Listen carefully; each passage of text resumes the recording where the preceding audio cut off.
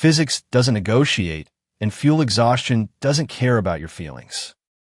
Be me. 48. Senior Air Traffic Controller at Memphis TRACON. 22 years separating metal in one of the busiest airspaces in America.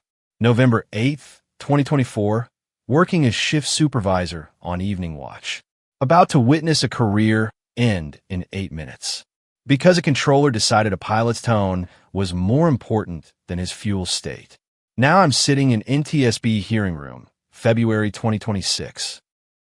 Testifying about what I saw that night. Looking at 147-page investigation report on the table. Every word of radio transmission documented. Every federal regulation violated is listed. The finding is brutal, unambiguous career ending. Controller prioritized personal grievance over operational safety.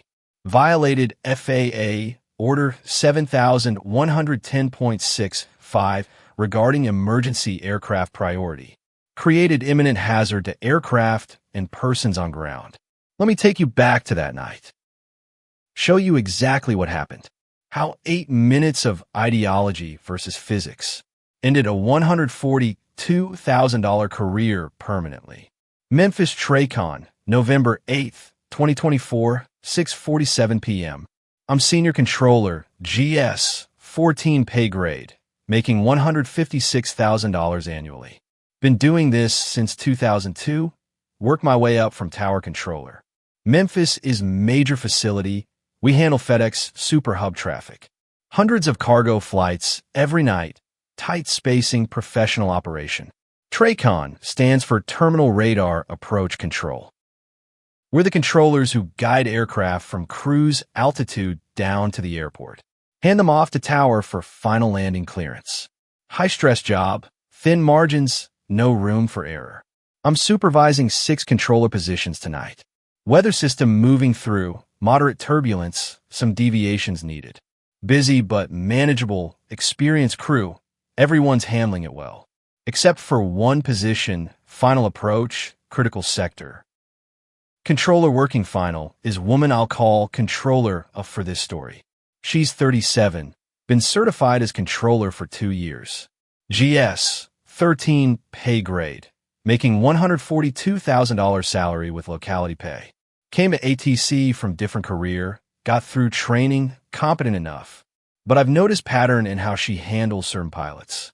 If they're direct or brief on frequency, she interprets it as disrespect, takes it personally, gets defensive, creates unnecessary conflicts.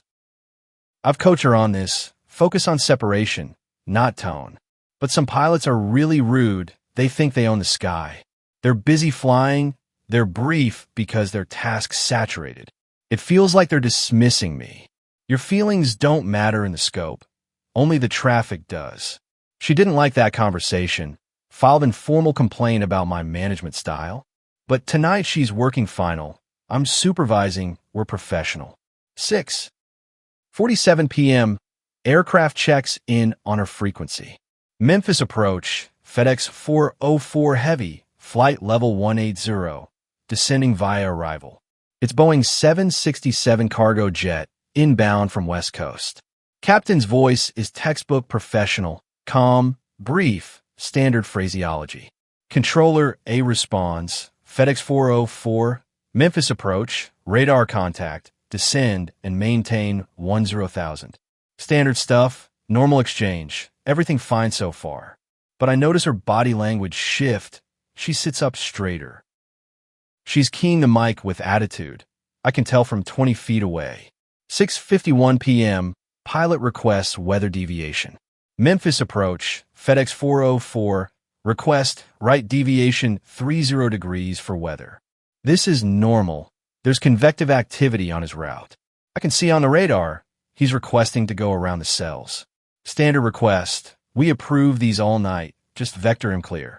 Controller A responds, FedEx 404, unable, maintain present heading. Wait, why unable? There's no traffic conflict. Deviation is easy to approve. I walk over to her scope. Why'd you deny that deviation? He didn't say please, he just demanded it. He requested it using standard phraseology, approve the deviation. I'll vector him when I have time. He can wait. This is wrong. This is not how we operate. He's requesting weather avoidance. That's safety-related. Approve it now. She's annoyed. Keys the mic. FedEx 404. Approved right deviation 30 degrees. Report clear of weather. Pilot acknowledges. Turns right. Avoids the weather. Continues descent. I make mental note. This is going in my supervisor log. She's making operational decisions based on personal feelings. 6:54 p.m. Pilot requests lower altitude. Memphis approach. FedEx 404. Leaving 2000 for 10,000. Request lower. He's been cleared to 10,000 feet. Now he wants to continue descent. Completely normal. We sequence him down to 3,000 for final approach. Controller, it looks at her scope, looks at me, doesn't respond. Pilot waits 15 seconds, calls again. Memphis approach. FedEx 404. Requesting lower when able. She keys the mic, annoyed tone obvious. FedEx 404. Maintain 10,000. I'll call your descent. Again, why? There's no traffic below him. Airspace is clear. Normal procedure is to send him now. Get him sequenced for approach. I'll walk back to her scope. Why are you holding him at 10,000? He's being pushy. He needs to learn patience. He's not being pushy. He's requesting normal descent. Clear him lower. I'll clear him when I'm ready, not when he demands it. This is becoming a problem. She's letting personal issues affect her controlling. 7:01 p.m., the critical moment, the moment that ends her career. Pilot's voice comes on frequency, slightly more urgent. Memphis approach. FedEx 404. Requesting descent. We're indicating minimum fuel. Minimum fuel. Those are magic words in ATC. It's not an emergency declaration yet, but it's serious advisory. Means the aircraft cannot accept any undue delay. They're not in danger yet, but any delay puts them in danger. Federal regulation is crystal clear on this. FAA Order 7110.65, paragraph 216. Handle minimum fuel advisories with priority. You don't have to give them absolute priority, but you give them expedited handling. Normal response. FedEx 404, Roger minimum fuel. Descend and maintain 3,000. Vectors for final. Get them down, get them to the airport, no delays. Controller, it looks at the frequency display. Looks at me. Keys the mic with audible frustration. FedEx 404, everyone's low on fuel tonight. Maintain 10,000. Standby for descent. My blood runs cold. Did she just dismiss a minimum fuel call? I'm already moving toward her station. Pilot responds, professional but firm. Memphis approach, FedEx 404. We are minimum fuel. We need descent now. Before I can reach her, she responds. FedEx 404, I understand. Maintain 10,000. You'll get descent when traffic permits. There is no traffic. Airspace below him is completely empty. She's holding him at altitude because of tone, because of feelings. I'm at her scope now. Clear him down immediately. She's defiant. He's being demanding. I'm managing the sequence. He declared minimum fuel. That changes everything. Clear him now. He's gaming the system. They all do this to jump the line. This is insane. She's questioning a fuel state declaration. Pilots don't lie about fuel. It's federal crime to make false emergency declaration. 7:03 p.m., 2 minutes after minimum fuel call. Pilot's voice, now with edge of real urgency. Memphis approach, FedEx 404. Fuel state is now critical. Declaring emergency. Request immediate descent. Emergency declared. The words that change everything. Mayday fuel, emergency fuel, whatever terminology. This aircraft now has absolute priority over everything in the airspace. FAA Order 7110.65, paragraph 10-1-1. Give emergency aircraft priority handling. Every other aircraft gets vectored, sequenced, delayed if necessary. Emergency aircraft gets direct routing to airport, immediate clearances. Controller A hears the emergency declaration. And instead of responding with clearances, she gets angry. FedEx 404, you don't get to jump the line because you're impatient. I grab her headset, pull it off her head. Physically remove her from the position. You're done, move now. She's shocked. I'm handling this. You're violating federal regulations. Get away from the scope. I plug in backup headset, key the mic. FedEx 404, Memphis approach, emergency declared, descend immediately and maintain 3000, turn left heading 180, vectors direct airport. Pilot acknowledges, relief obvious in his voice. Roger, leaving 10,000 for 3000, turning left 180, FedEx 404. I'm vectoring him, clearing traffic, getting him to runway. Check the data tag on radar. See his fuel state from aircraft transponder. He's showing 3,000 pounds of fuel remaining. Boeing 767 burns about 6,000 pounds per hour at low altitude. He has 23 minutes of fuel in perfect conditions. But he's descending, configuring, that burns more fuel. And he was held at 10,000 feet burning fuel for 12 minutes unnecessarily. Controller A is standing behind me. You can't just pull me off position. I'm shift supervisor. I did. Go to the break room now. I'm sequencing the FedEx jet, direct vectors to final approach. FedEx 404, turn left heading 120. Intercept localizer runway 36 left, cleared ILS approach. Left 120, cleared ILS 36 left, FedEx 404. 7:08 p.m., he's on final approach. I hand him off to tower, FedEx 404, contact tower 118.3.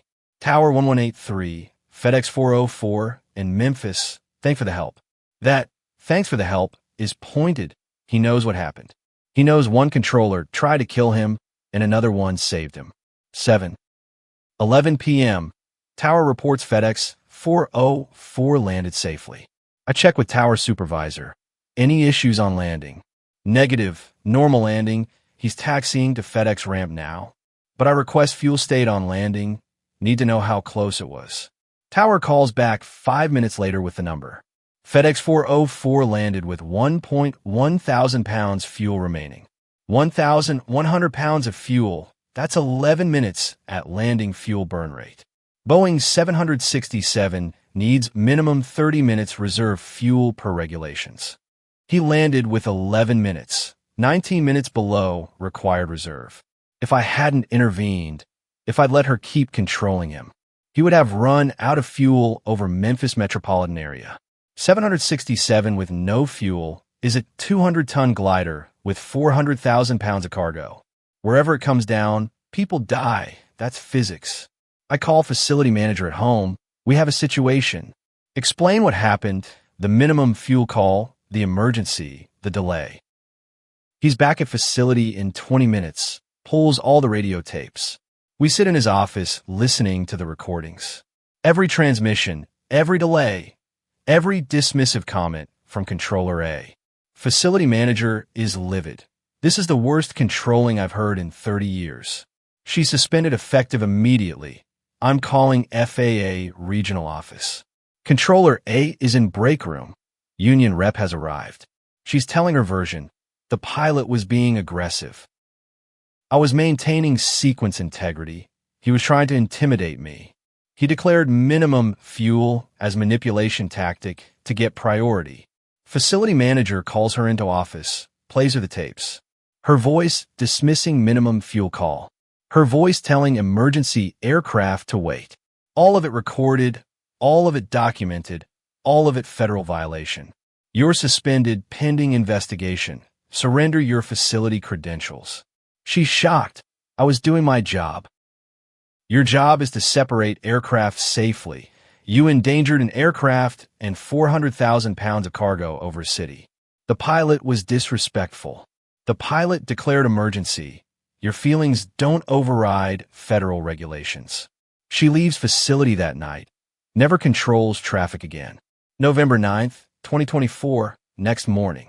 FAA National Transportation Safety Board opens formal investigation. Near-miss fuel exhaustion on commercial aircraft. Emergency declared. Minimum fuel advisory ignored. Potential for catastrophic accident, overpopulated area. This is serious. This is NTSB investigation with public report. They request all recordings, all radar data, all written logs.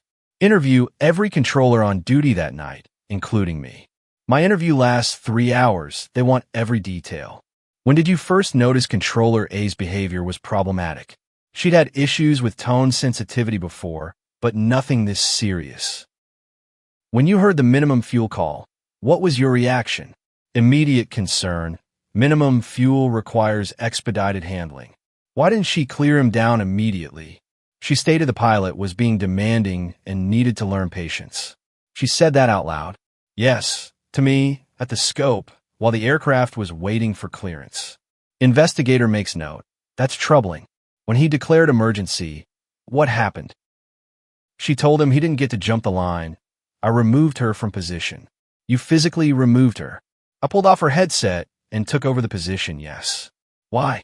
Because she was about to kill everyone on that aircraft and whoever they landed on. December 2024, NTSB interviews Controller A. She arrives with union attorney. They're preparing defense. Her position is that she was maintaining operational integrity. The pilot was using aggressive communication tactics. I felt he was trying to intimidate me into giving him priority. When he declared minimum fuel, I assessed it as manipulation. Investigator asks, are you qualified to assess aircraft fuel state? I can assess pilot behavior and intentions. That's not what I asked. Are you qualified to assess fuel state? No, but I can recognize when someone is gaming the system. The pilot declared emergency.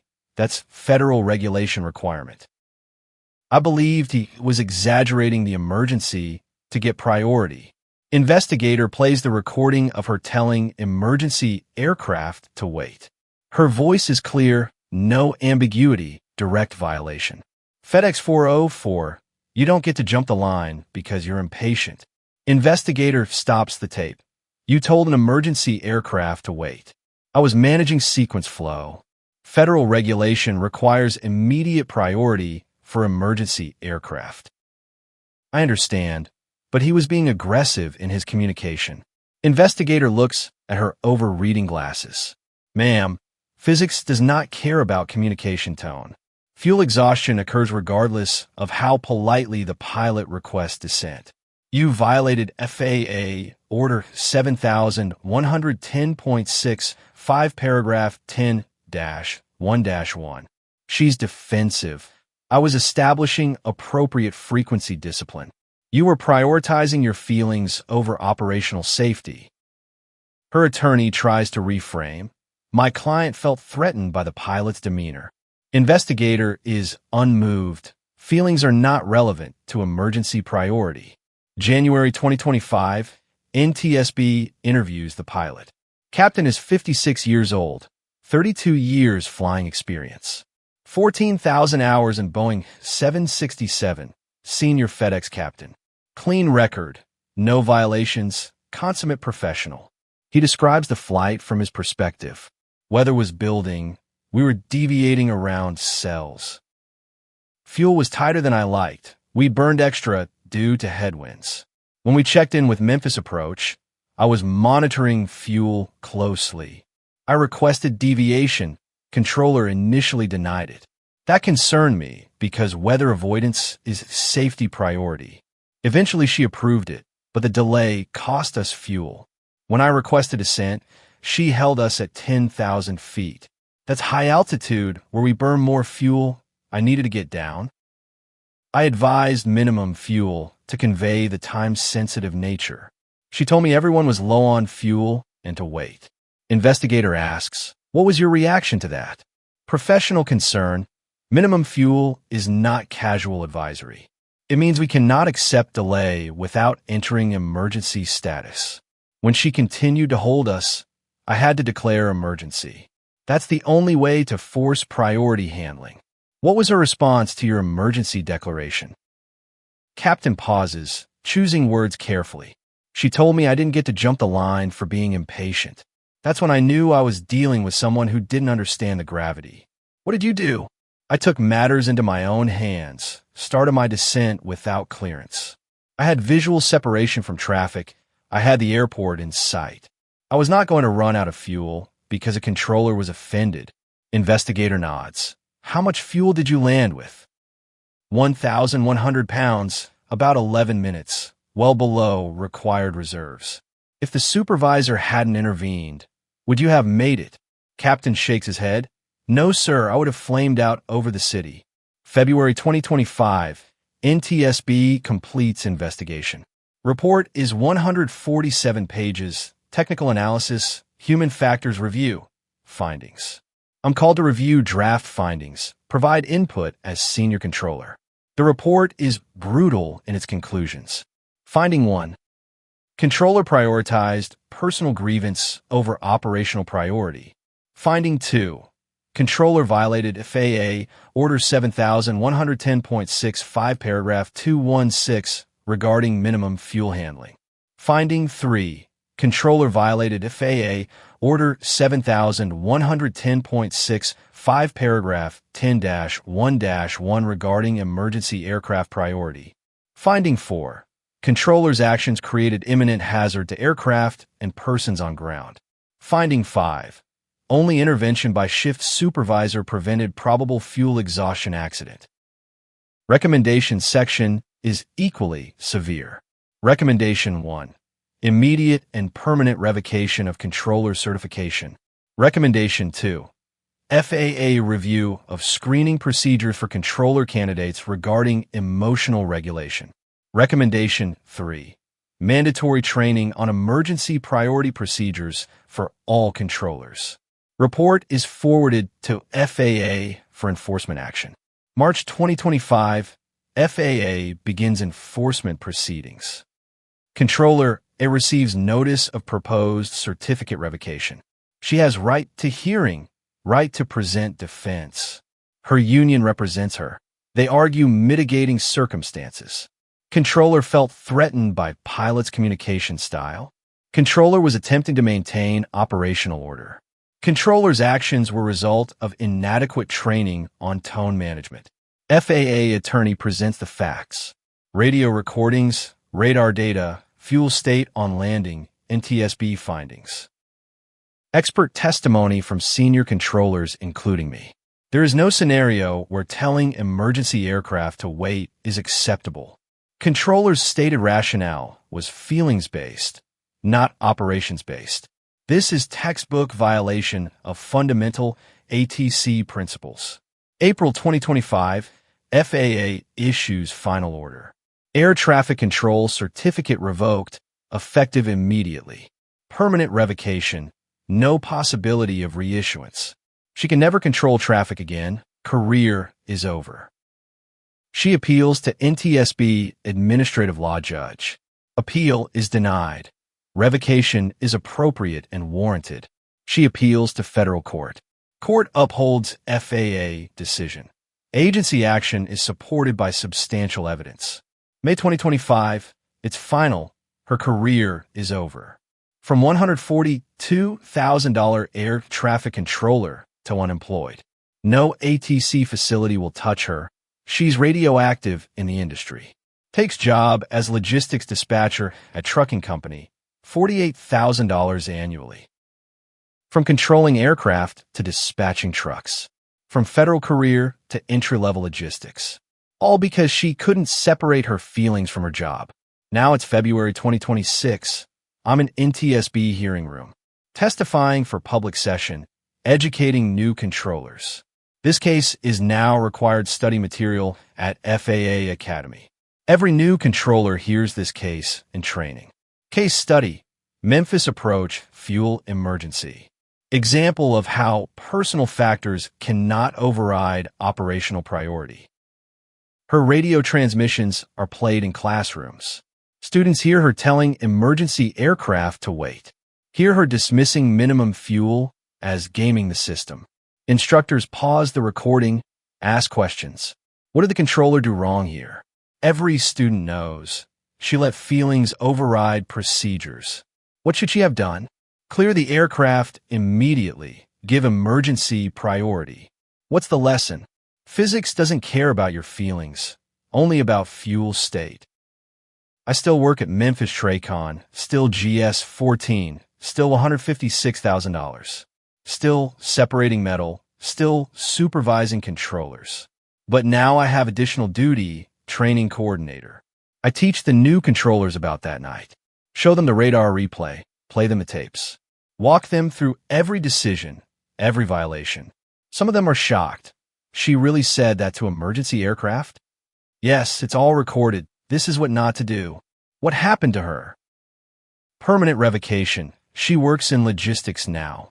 And the pilot, captain, is still flying, still with FedEx, senior captain. His handling of the emergency is used as positive example. Professional communication, clear emergency declaration, took appropriate action. He didn't get angry, didn't escalate, just stated facts. Minimum fuel, then emergency, then landed safely despite controller. That's professionalism. That's how it's supposed to work. The controller who tried to kill him is case study in failure. Her name is legend in ATC community for all the wrong reasons. Don't be like Memphis controller. Don't let your ego write checks your aircraft can't cash. Don't prioritize feelings over fuel state. I think about that night sometimes, November 8th, 2024. 8 minutes between minimum fuel call and my intervention. 8 minutes where she chose tone over safety. 8 minutes that would have killed everyone if I hadn't stepped in.